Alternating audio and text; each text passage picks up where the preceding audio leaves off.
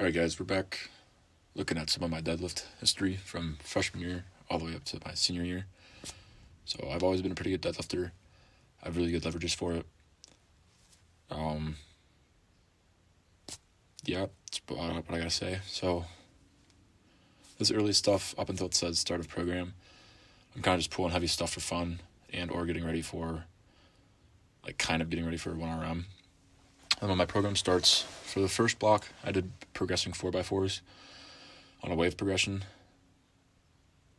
Second block, I did top set of 4s for just obviously one top set. And then the third block, I think Mondays were rep work at a 4x4. And then my secondary days were top singles or doubles, I think, something like that. And then I also don't have all my videos. I didn't record some stuff. But that's more or less what I did for my programming. And then I write on the video that I messed my taper up. I did. So originally I planned to max out on January 3rd. I didn't end up maxing out until January 7th. So I lost quite a bit of strength, and also just the skill of deadlifting. I lost that a little bit too. So that's kind of sad. Based off of some of the rep work you'll see later, I had an estimated one rep max, and we were between 605 and 625. So I attempted 610, but I missed it. If I didn't mess my taper up and I had better attempt selection, I genuinely believe I could have pulled that. And I broke it off the ground, but whatever. And then the 545 was still a school record, so I'm happy with that. And it's in the 181 to 210 weight class. It's a pretty big weight class in terms of amount of weight in between. So that's pretty cool. And then that's all I'm going to say probably for this, but some of my favorite stuff was the 405 for 14 and then my 480 for 9. I really like rep work, especially in deadlifts. Those are fun. And then my 505 for 4 was fun. And my 515 for 3x2 was also really fun. So those are my favorite lifts. And then, so early on, I think this is the start of my summer program that we're looking at right now. But I started off really, really light, relatively. 295 is it ain't like paper, but it ain't heavy. And that was more so to get my connective tissues back in order. I have super sensitive tendons and ligaments. So I started off really, really light for the first couple weeks, and then I made bigger jumps. I think somewhere in here I have 20, 30-pound jumps. That's because at that time I felt like my connective tissue was ready and prepared so that my muscles could start actually being stimulated for strength. And one also thing I'd like to note is that strength doesn't come straight linearly. So let's say, what is it? Is it preparedness is your preparation minus your fatigue. So if you're super prepared but super fatigued, your readiness is going to be kind of low. Comparison is if you drop your preparation a little bit but your fatigue drops a lot, then your readiness will be really, really high. I don't know if those are quite the right words, but it's basically the premise. So you could feel super, super strong one week, and the next week you're going to feel like garbage when you're pulling weight. So when that happened to me, I would just do the same weight that next week. So I think somewhere in here I did 385 for 3 weeks in a row, or 2 weeks. I did 385, 365, then 385. And then there's another week where I do somewhere in time where I do 485 or something like that for back-to-back weeks, just because those weeks felt bad, but I wasn't fatigued enough to deload, but I was just feeling kind of crappy. But then the third week, so I had a good week, a bad week, and that third week I would feel super, super strong. That's kind of the reason why I don't like doing RPE or RIR stuff. I'm kind of the Mark Rippetoe on this stuff. If you program something down logically, you should try and run it as best as you can. But I know I'm technically an intermediate lifter on the world scale, and super, super strong guys like Jesus Oliveras or Austin Perkins or Bob Matthews or Rondell Hunt, like those guys can probably get away with RPE because one, they know what it feels like way more than I do. They're more in tune with their bodies, and just the strength game changes a lot as you get stronger. Even from, let's say, your 365 deadlifter to an estimated 610 deadlifter, and from an estimated 610 deadlifter all the way up to like what Jesus, Rondell, Austin, Bob Matthews are all pulling. The strength is just different. The amount of time you have to take off, the amount of time you have to take off in between heavy loads is way different. And there's also different between Austin Perkins and Jesus Oliveras. So relatively, Austin Perkins deadlifts more than Jesus Oliveras, but since Austin Perkins is smaller, he can pull near his max more frequently because his body is less to recover. So like your immune system gets better at recovering, but it gets better at a slower rate than the rate you get better at, if that makes sense. So Jesus Oliveras is huge, right? He's like 400 pounds, and Austin Perkins is like 170, something around there. So Austin Perkins can get away with pulling heavier frequently because it doesn't take as much time for his body to recover because he's smaller. He doesn't have as much volume to recover compared to Jesus Oliveras. And then like Brian Shaw, I think he deadlifts every 3 weeks, which is pretty absurd. For guys in my weight class at the professional level, 93 kilos, that's probably what I would compete at. Right now, I think they deadlift heavy once every other week. Right now, or not right now, it's been a couple months since I've been powerlifting, but in this program, I was able to get away with deadlifting heavy every week and then moderately heavy in between. So I'd be doing a moderately heavy day and then a really heavy day. And I was able to get away with that. Well, and then let's say somebody even smaller than I am, they could get away with it more because they're just smaller. Their body's less voluminous to recover. And then now that I'm just kind of spewing information about deadlifts, I'm going to sit here and sit awkwardly and think if I have anything else to add.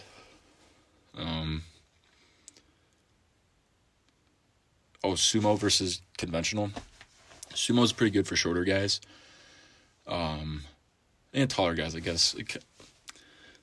There's a plethora of different reasons why I choose conventional. One, because my hips are bricks, especially when I was powerlifting. I did not have the mobility to sumo. Two, pride's kind of a thing. In my social circles, sumo is kind of frowned upon within like acutely my radius of friends and stuff. But I'm like, I don't mind it. If someone's pulling sumo, I'm not going to chastise them for it. They're within the rules. It's fair game. But I choose to do conventional because I have really long arms and I have really long legs. So I'm kind of built to conventional deadlifts just because how my levers are laid out. And then looking at this video right here, I wish I started my hips up a little bit higher so I don't have much slack in between when I start pulling and when my legs start hitting resistance. So I think I do a better job on this one. I still could have started a little bit higher. See, look at my hips. And then they kind of rise up just a bit. So if I start an inch higher in my hips, then as soon as I start pulling, I start putting tension into the bar right away. It's a more efficient deadlift. So when I'm in my start position, if you look, I have almost a parallel back to the floor. But that's fine because I'm able to generate a lot of force out of my glutes to push my hips forward, and then pushing your hips forward brings your shoulders back, and that's how you lift a bar. Oh, that's another thing I'd like to cue. When I'm deadlifting, I don't think about picking it up. I think about having my butt back and just pulling it forward. So, this is going to be kind of crude. Not crude, sorry, but it's going to be kind of weird to look at. So when I'm deadlifting, see if I'm in frame. If I'm in frame here, so I deadlift, I go down and I push my hips forward and my knees are still flexed, and at that last second when my hips are about to lock out, that's when I lock my knees out. So I'm back, I'm forward, and knees and hips lock out at the same time. That just makes it a really efficient deadlift. I'm trying to think about anything else I want to say for deadlifts. My favorite accessories for deadlifts would be, for sure, erector rows. You just sit on a cable machine, and then you just flex your back and extend your back. It really builds up your erectors. And then if your connective tissues have a hard time handling your back rounding, this will get solved by doing erector rows because you're training flexion and extension of the spinal erectors, which keep you stable. So erector rows, I love doing erector rows. For volume and accessories, I think for the legs, if you do your deadlifts, you do your back squats, and you already have a decent physique built, exercises aren't necessary. If you're just starting out, you hammer them until you get freaking jacked, especially if powerlifting is your goal. But that's about what I gotta say, unless I got anything else on top of my mind. And I'll just let the video play out. Back tweaks. I think here in a little bit, or it already has been shown, but I tweaked my back pulling 515. Don't be afraid of it. It's gonna happen. That's powerlifting. So what I did is I just stretched my hamstrings until they're all loosey-goosey, and my lower back just kind of, it was fine. I mean, it still hurt, but I knew it wasn't anything with like a disc bulge or anything, because when I stretched my hamstrings out, my back loosened up. And then it was just kind of sore and creaky. It wasn't necessarily in pain. So that's when I was able to pull that 515, and then 4 days later I pulled 480 for 4, I think. These two are also some of my favorite lifts. 455 moving that fast is awesome. And 500 here in a second. It's going to move pretty speedy too. And this is right before a Friday night football game. I don't play football, but I went to go watch, and that was fun. And look, hips go forward,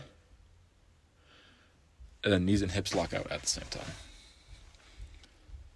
So that's about all I got. I'm maxing out here, trying to go for the school record. It was humid. I think the day I tried to max out, it was like 85 degrees and 95% humidity. And I didn't know I was allowed chalk, so that's why I slipped out. And then after this max out attempt, you could see I started using chalk, because I didn't know it was allowed. I would have pulled that and just slips out right at lockout. I was so mad. Yep, that's all about I gotta say. I also don't have every single video in here that I've ever done lifting. I've also done multiple workouts without recording stuff. And I recorded all this stuff back in the fall to monitor progress. I hate putting stuff in a spreadsheet. I hate writing stuff down on paper. So I was like, dang, if I just take a video of it, 1, I get to see this when I'm like 30. 2, I get to look at my form. And 3, it's how I log my workouts. And then out of the big 3, deadlifting is probably my second favorite. I love the back squat. I love squatting. My body's starting to agree with it more, but I love the squat. I love deadlifting. And I don't like bench pressing because I have Go Gadget arms that are super long. But that's something to work out after college if I do track. If I don't do track, I'll probably work on it during college. But for the third time, I'm going to think if I have anything else to say. And I'll just let the video run. When I turn off the volume on the lifts, because YouTube copyright stuff. Not that they'd make any money off these videos, but I just don't want to deal with that. Let's see.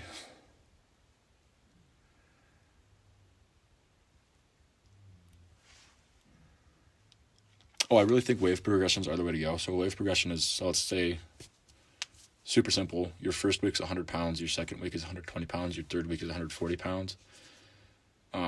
Your fourth week you deload. Well, you probably wouldn't deload if you deadlift 100 pounds. You could probably deadlift every day for the next 10 years. But metaphorically, if this is a lot of, let's do kilos. So let's say you're deadlifting 200 kilos. Week 2, you're doing 210 kilos. Week 3, you're doing 220 kilos. Week 4, you deload. Week 1 will be your old week 2. So instead of starting with 200, you start with 210. And then you go 220, and you do 230. And that'll be your rep PR. And you keep going like that, and that's a wave progression. And if you get super advanced, and you're pulling a lot of weight, and it's getting really hard to progress, what you can do is do week 1, 2, 3, and make, how would I do it? So then, anyways, you just kind of add a week. So 200, 210, and then 220, and week 1 would be like 205, 210, 215, and you kind of just draw out the progressions. Oh, no, that is a super advanced way. I'm sorry. So let's go 4 weeks. So you do 200, 210, 220, 230. So if this is pounds, you could probably go 230, 240, 250, 260. And the other way, the advanced way, would be what I said first. That's what I did. I did a bit of both. On my singles, I did the more advanced side. On my volume work, I did more of the stuff I just explained, the faster progressions. I think wave progressions work really well. It's linear periodization, but it's like fancy linear periodization. That's how I did my back squats too. And then bench press I did was a little bit funny.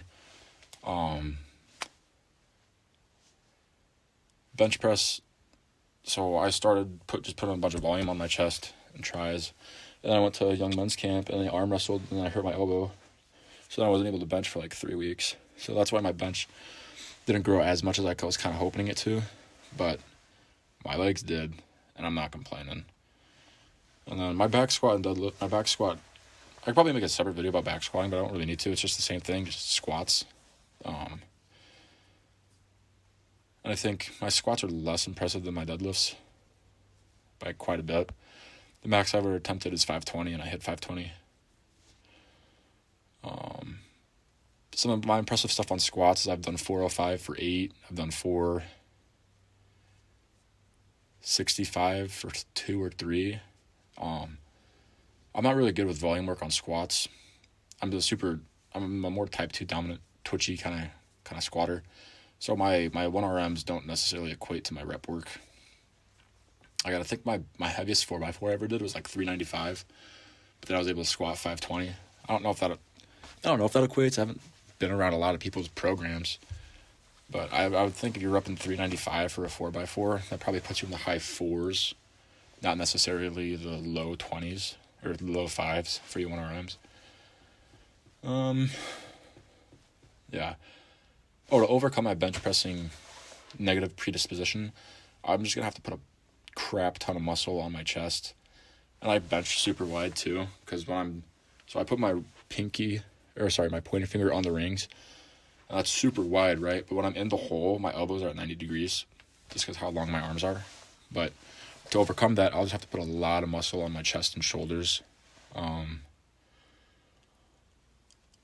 which kind of sucks, because genetically, looking back at my family, we have all the males have pretty small chests. So I'm gonna have to work pretty hard on that. But hey, can't have it all, right? Gotta just work hard. Anyways, I think from here out, I'll probably just let the video play. I'm kind of done talking, and I've talked about everything I think I really need to. So thanks for watching, guys. The rest of the video is gonna be in silence because of the YouTube thing I was telling you about. But thanks.